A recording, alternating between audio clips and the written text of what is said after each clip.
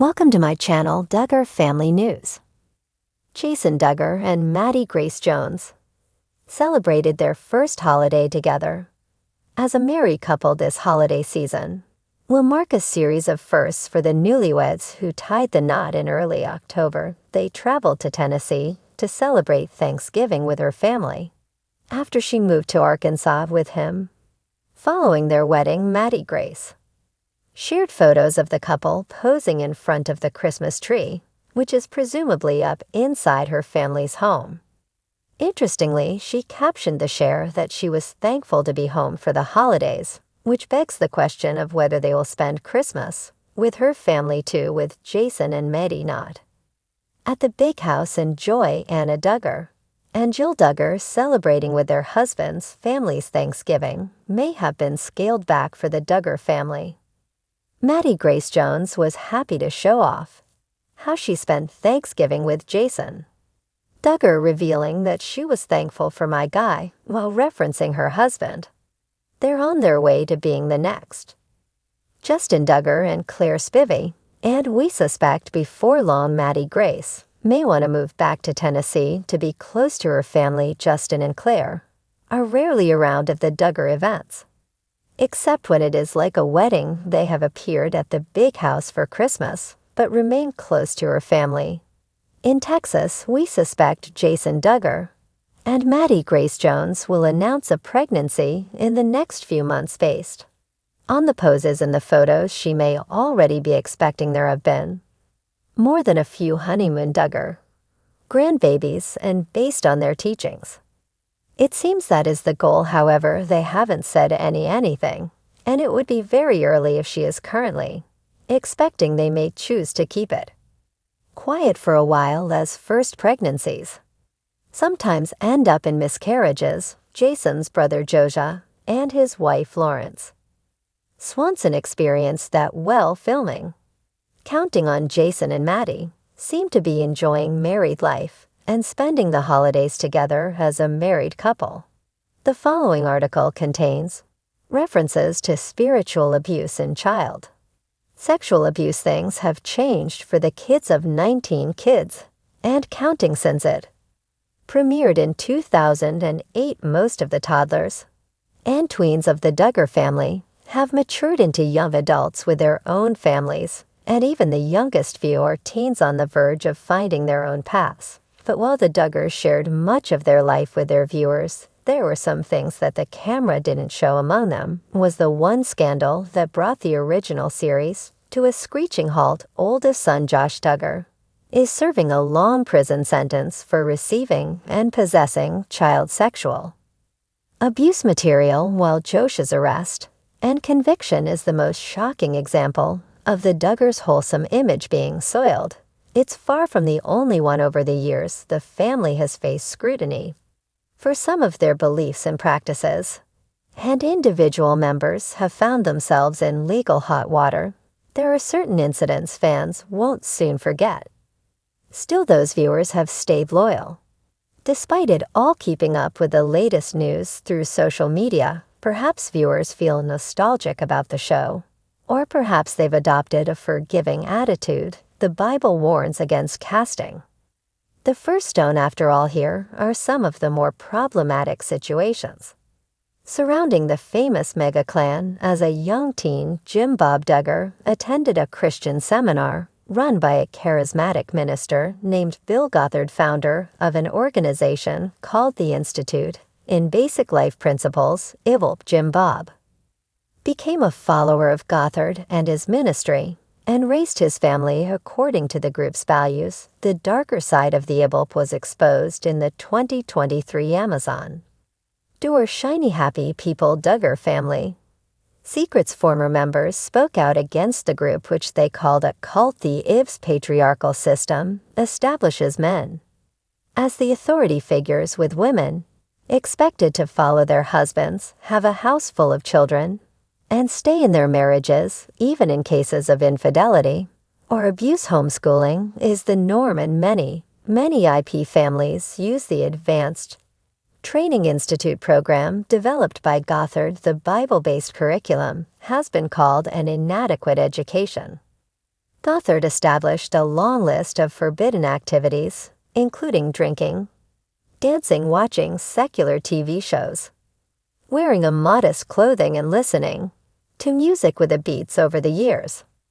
Most of the adult Duggar children have broken from the group. Even Jim, Bob, and Michelle have distanced themselves from the Ibelpsu, though they still follow many of its teachings. As for Gothard himself, he left the group's board of directors in 2014, accused him of sexual harassment and abuse. Fans often marveled at the Duggar children's exemplary behavior. Sibling squabbles were rare. Everyone helped around the house, and no one talked back to their parents but the 19 kids. Attitude was no accident. It was instilled in them before they could even walk. The IB places a high value on submission to authority figures, with children taught to obey their parents without argument. Like many moms within the Ibel, Michelle Duggar used a concerning method called blanket training when her children were infants, a technique detailed in the controversial book To Train Up a Child. The strategy involves tempting a baby with a toy just out of their reach, then hitting them with a switch when they crawl off the blanket to fetch it. Eventually, the child learns to stay put. Some days we might practice blanket time 3 or 4 times. Other days we only got it in once. Michelle wrote in her family autobiography via Mercury News, but gradually it became a common practice. The authors of Train Up claim the technique curbs children's instincts and creates a happy household. Critics beg to differ. Apart from the ethics of hitting a defenseless infant child development, experts say it's also harmful to stifle a baby's natural need to move and explore. Others point out that obeying a parent out of fear is different from doing so out of love. They say it takes a village to raise a child, and that goes double or even triple for a household of 19. But there was plenty of outcry over the Duggar family buddy system when the show was on the air under this strategy. The 4 oldest daughters, Jenna, Jill, Jessa, and Jinger, were each assigned 3 younger siblings to care for at home, and on group outings the girls took charge of everything from dressing and feeding to supervising their homeschooling homework and music lessons. Mom Michelle was then free to care for her latest newborn or prep a couple pans of tater tot casserole. The system may have streamlined the big household, but it also put a lot of responsibility on girls who were barely old enough to take care of themselves. The Duggar parents began assigning buddies in 2001, when Jenna was just 11 years old, having been raised to obey their parents. The girls didn't have the choice of saying no. Former Ibel members addressed the topic in Shiny Happy People, expressing concern that the big sisters' feelings were being overlooked. One interviewee said, "Nobody said is anybody checking to see if that 11-year-old had some needs, that maybe she shouldn't have the baby in bed with her, that maybe she needs school." I cannot emphasize enough how hurtful that is. Jen Duggar remained single well after most of her adult siblings were married, with families of their own. Since she lived at home, she was often called on to look after the younger members of the family,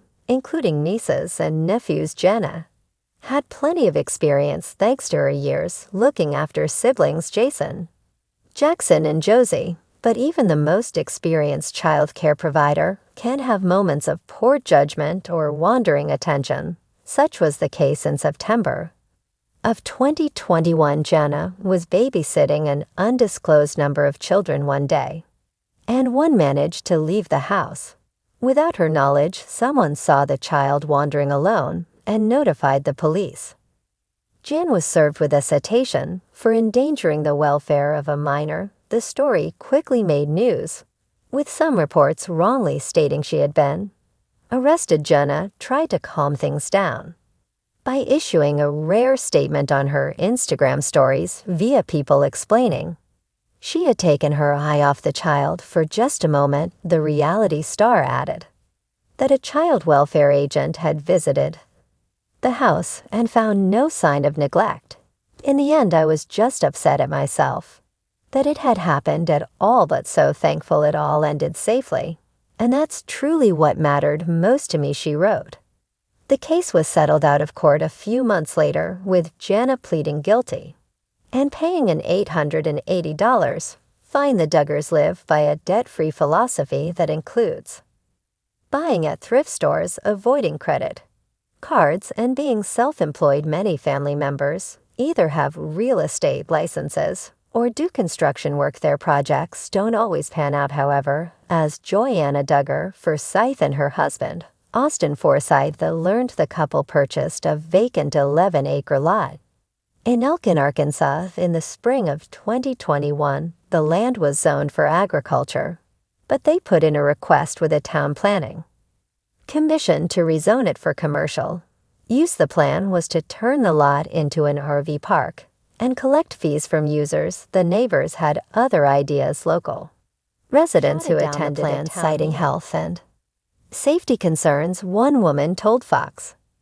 affiliate CW, "I just feel like putting it in the middle of a small city next to a big school, and then also a city that's having water and drainage issues, traffic issues, and then adding possible spots for up to almost 190 RVs. That's kind of worrisome for everybody. I think others echoed the fear of having so many strangers in close proximity to the local schools and daycare center. Despite Austin's assurances that the area would be fenced and the RV owners vetted, the proposal was denied. The Forsyths ended up selling the property in 2023, netting just $5,500 in profit. There were some strange things about Jason Duggar's wedding to Ty Grace in September 2024. Their courtship and engagement were lightning quick, even by Duggar standards. The couple